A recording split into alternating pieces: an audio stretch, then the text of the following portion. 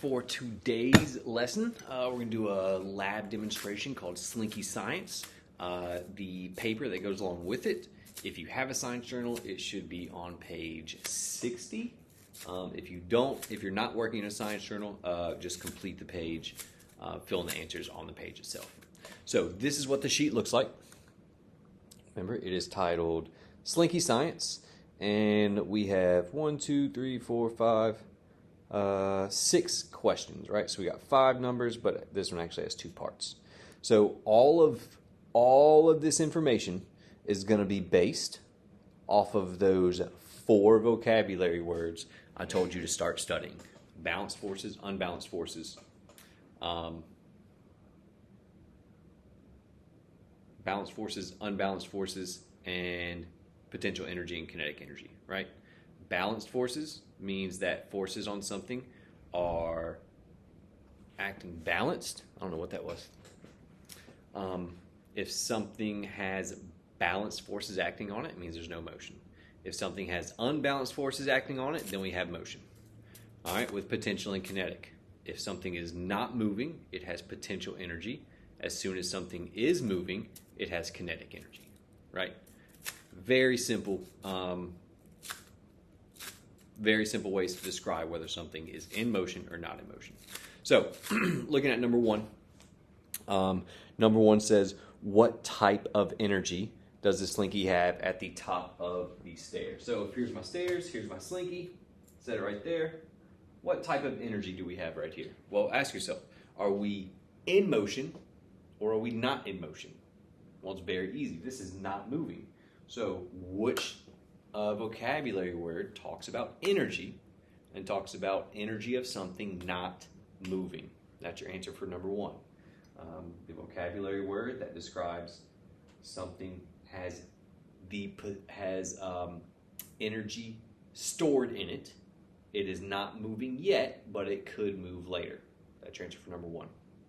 Number 2. I'm sorry, that was 1A, so number 1, part B. What type of energy does this convert or change to as it goes down the stairs? So right now we have that first type of energy we talked about, being still without motion. And as I create motion, what is that energy turning into?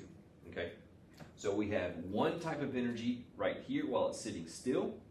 And as soon as it moves, we have another type of energy, right? So for part B, what is the type of energy that this energy up here is converted to, right? No motion, motion.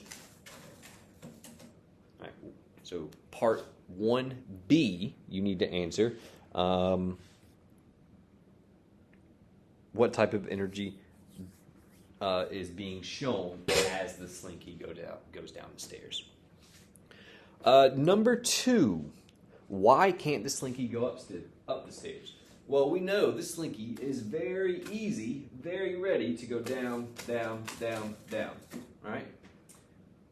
But can it go back up? Well, if I take this, I'm going to put it there. It's not going to go up, is it? I could do this all day. Is it ever going to go up? No, it's always going to go down. Why? What is pulling it this way?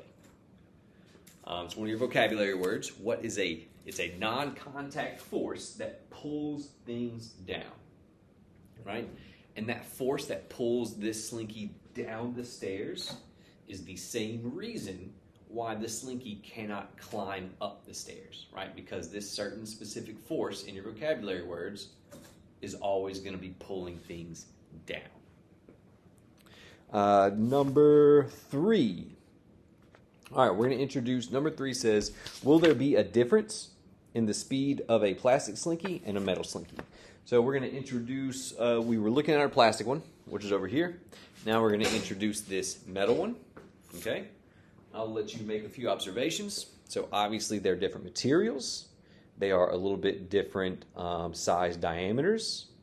They're different colors. You can't tell, but this metal one is heavier, a good bit heavier. And if we hold them down, we can see another main difference. Look at the coils, right? Look at how close the coils of this plastic one are and how the coils of this metal one, see how each line is much, much closer. Right? And we can also tell that the metal is going to be a lot longer. Okay, so here's the end of the plastic, and the metal one, there it is. Right, so the metal one is a lot longer. So metal is a different material. It is heavier, and it is longer. It's got more coils, and it is wound tighter than the plastic one. So using those observations, make a choice for number 3. Will there be a difference in the speed of a plastic slinky and a metal slinky? So that's your choice. You come up with your answer. Which one of these do you think there will be a difference in these speeds? Yes or no? And then number 4, you are going to write a hypothesis. So number 4, you're going to complete this hypothesis related to the speed of the item. Let me point this down for you. So right here on number 4, complete this hypothesis related to the speed of them. So this is a sentence stem. They're starting the sentence for you, and then you have to finish it with your hypothesis. So the sentence starts, if a metal slinky and a plastic slinky travel downstairs, then, and what you would write would say, then the metal slinky will go faster, or the plastic slinky will go faster, or the plastic slinky will go slower, or the plastic slinky will take longer, or the plastic slinky will move faster. However you want to explain it, you just tell me what you think will happen, and then we'll test it. So pause the video so you can fill in what you think, your hypothesis, what you think will happen, and we'll test it. When we're doing science experiments, we always want to run them more than once. We want to run them multiple times, at least 3 times.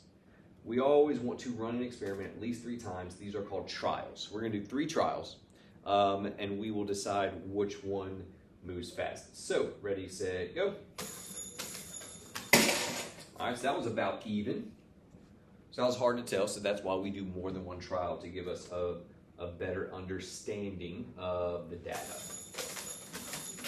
All right, so the plastic slinky definitely went faster that time. Let's try it one more.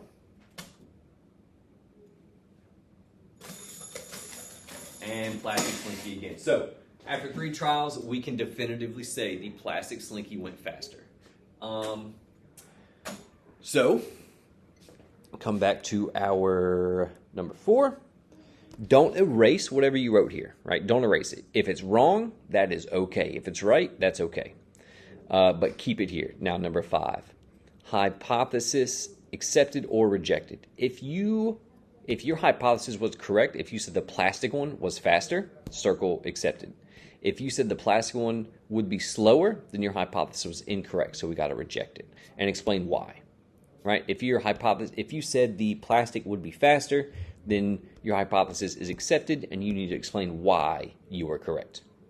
And if your hypothesis was incorrect, you circled rejected, you need to explain why your hypothesis was incorrect. All right, and that's it. So remember, there are 4 words you got to know every single day, every day. Balanced forces, unbalanced forces, potential energy, kinetic energy. You need to know which ones talk about something that is not moving, and you need to know which one of those words talk about something that is moving. You need to be able to access the definitions for these 4 words in your brain very quickly, very accurately. All right? Great job, and we'll see y'all next time. Peace.